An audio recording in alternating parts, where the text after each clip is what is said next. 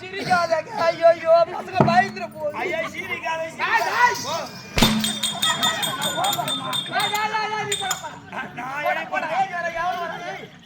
சத்தியமா இல்ல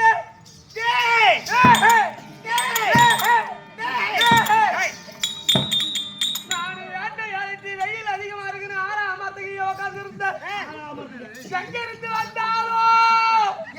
வந்தாலோ செப்பு சிலையை போல் செதுக்கி வைத்த பதுமை போல் தேவடி ஆளுக்கு போல்